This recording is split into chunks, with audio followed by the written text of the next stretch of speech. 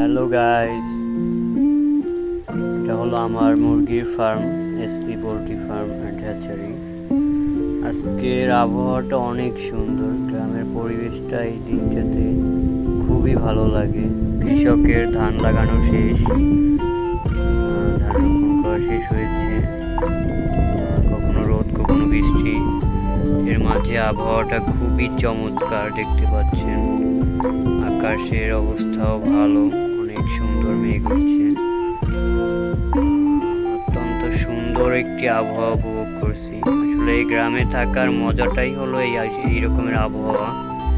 গ্রামে যারা থাকেন তারা মুক্ত বাতাসে এভাবে খোলা আকাশের নিচে অনেক সময় কাটাতে পারেন, শহরে হয়তো হয়ে ওঠে না।